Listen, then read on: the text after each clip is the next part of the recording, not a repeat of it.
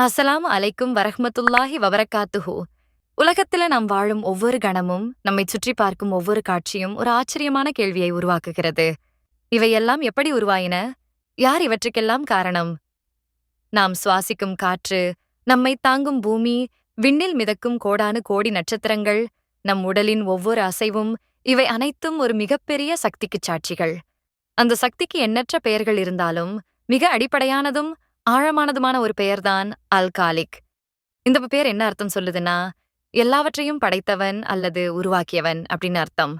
அதாவது, எதுவுமே இல்லாத நிலையிலிருந்து தனது அளவற்ற சக்தி, எல்லையில்லா ஞானம் மற்றும் தனிப்பெரும் விருப்பம் மூலமா எல்லாத்தையும் மிக அழகாகவும் கச்சிதமாகவும் உருவாக்கின ஒரு பெரிய சக்தி உண்டு. அதுதான் அல்லாஹ். நம்ம மனிதர்களாக ஒரு சின்ன பொருளை உருவாக்கணும்னா கூட அதுக்கு நிறைய மூலப்பொருட்கள் தேவைப்படும், ஒரு வரைபடம் தேவைப்படும், நிறைய பேர் சேர்ந்து உழைக்கணும். உதாரணமா, ஒரு சிற்பி ஒரு அழகான சிலையை செதுக்க கல்லு தேவை. ஒரு பொறியாளர் ஒரு பெரிய பாலத்தை கட்ட சிமெண்ட், இரும்பு, இயந்திரங்கள் தேவைப்படும். அந்த மூலப்பொருட்களை நாம் உருவாக்குவது இல்லை, ஏற்கனவே உலகில் இருக்கும் பொருட்களைத்தான் பயன்படுத்தி ஒரு புதிய வடிவத்தை கொடுக்கிறோம். ஆனால் அல் காலிக் அப்படி கிடையாது.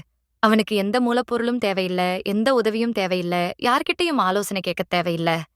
அவன் தனியா புதுசா எதுவுமே இல்லாத நிலையிலிருந்து, எதுவுமே இல்லாத ஒரு இடத்திலிருந்து இந்த பூமி முழுவதையும் படைச்சான். ஒரு விஷயத்த அவன் உருவாக்க நினைச்சால் போதும், அரபு மொழியில குன் அப்படின்னு ஒரே ஒரு வார்த்தை சொன்னா போதும், அது உடனே உருவாகிடும். அவனுக்கு இணையானவன் யாரும் இல்லை. அல்லாஹ் படைச்சது எதுவுமே வீண் கிடையாது. அதுக்கெல்லாம் ஒரு மிகப்பெரிய அர்த்தம் இருக்கும். அதுக்கு ஒரு சரியான அளவு, ஒரு அழகான வடிவம், ஒரு நல்ல திட்டம், ஒரு குறிப்பிட்ட நோக்கம் இருக்கும். அவனுடைய படைப்புகளில் எந்த குறையும் இல்லை, எந்த தவறான அமைப்பும் இல்லை. நம்முடைய உடம்பையே எடுத்துப் பாருங்கள். நம் கண்கள் எப்படி துல்லியமாக பார்க்கின்றன, காதுகள் எப்படி நுட்பமாக சத்தங்களை கேட்கின்றன, இதயம் ஓய்வில்லாமல் எப்படி துடிக்கிறது, மூளை எப்படி வேகமாகவும் சிக்கலாகவும் சிந்திக்கிறது, கை கால்கள் எப்படிச் சரியாக இயங்குகின்றன என்று யோசித்துப் பாருங்கள். இது சும்மா தானாக நடந்திருக்க வாய்ப்பே இல்லை. ஒரு மிகப்பெரிய வடிவமைப்பாளன் இல்லாம இது சாத்தியமில்லை. இயற்கையின் அதிசயங்களை பாருங்கள். ஒரு சின்ன விதையிலிருந்து முளைத்து, கிளை பரப்பி, வானுயர்ந்து நிற்கும் ஆலமரம். ஒரு பூவின் இதழ்களின் கச்சிதமான அமைப்பு, அதன் நிறங்கள், வாசனை. ஒரு தேனீயின் கூட்டமைப்பு, அது எப்படி தேனை சேகரிக்கிறது. ஒரு சிலந்தி வலையின் அற்புதம். விண்ணில் மிதக்கும் சூரியன், சந்திரன், நட்சத்திரங்கள் என கோடானு கோடி விஷயங்கள் ஒன்றோடு ஒன்று மோதாமல் துல்லியமான ஒரு பாதையில் சுழன்று கொண்டிருக்கின்றன. இவை எல்லாமே அல்லாஹ்வுடைய அளவற்ற ஞானத்துக்கும் நிகரற்ற கலைத்திறனுக்கும் அசைக்க முடியாத சாட்சிகள். இந்த அல்காலிக்குங்கிற அழகிய பெயரை நாம் தெரிஞ்சுக்கிறது மூலமா நம்ம வாழ்க்கைக்கான சில முக்கியமான பாடங்களை கத்துக்கிறோம். முதலாவதா, நம்மை படைத்தவன், நமக்கு எல்லாவற்றையும் தந்தவன் அல்லாஹ்தான். அதனால் அவனோட சக்திக்கும் திறமைக்கும் தலைவணங்கி அவனை எப்பவும் மனதார புகழணும். காலையிலும் மாலையிலும் சந்தோஷத்திலும் கஷ்டத்திலும் அவனை போற்றி பேசணும். இரண்டாவதா, நன்றி சொல்லணும். நமக்கு கிடைச்ச உயிர், அழகான உடல், சுவாசிக்க காற்று, குடிக்க தண்ணீர், உண்ண உணவுன்னு எண்ணற்ற அருட்கொடைகளை அல்லாஹ் தான் கொடுத்திருக்கான். இதுக்கெல்லாம் நாம எப்பவும் அவனுக்கு நன்றி சொல்லணும். ஒவ்வொரு நொடியும் அல்ஹம்துலில்லாஹ் என்று சொல்ல பழகணும். மூன்றாவதா, சிந்திக்கணும்.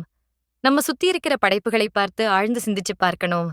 ஒரு சின்ன புள்ளிலிருந்து பிரம்மாண்டமான கோள்கள் வரை எல்லாவற்றிலும் ஒரு திட்டமிட்ட வடிவமைப்பை பார்க்கும்போது, இதெல்லாம் சும்மாதானா நடக்கல, ஒரு பெரிய சக்தி, ஒரு மிகப்பெரிய படைப்பாளன் இதையெல்லாம் படைச்சிருக்கான்னு உணர்வு பூர்வமா புரியும். இந்த சிந்தனை நம் அறிவையும் நம் உள்ளத்தில் ஏற்படும் மரியாதையையும் அதிகரிக்கும். நாலாவதா, நம்பிக்கை வைக்கணும். எல்லாத்தையும் படைச்சவன் அல்லாஹ்தான். அவன் நம்மையும் படைச்சிருக்கான். அப்போ நம்ம கஷ்டங்கள், தேவைகள் எல்லாத்தையும் அவனால தீர்க்க முடியும்னு முழுசா நம்பணும். எந்த பிரச்சனை வந்தாலும் அல்லாஹ் இருக்கான், அவன் பார்த்துப்பான்னு நம்பி தைரியமா இருக்கணும். அவன்கிட்டயே நம் காரியங்களை ஒப்படைக்க வேண்டும். அதனால அல் காலிக்ங்கிற பெயரை உணர்ந்து அவன் மட்டுமே எல்லாத்தையும் படைச்சவன், நம்மளோட உண்மையான படைப்பாளன்னு நம்பி அவனுக்கு மட்டும் நாம கட்டுப்பட்டு வாழ்வோம்.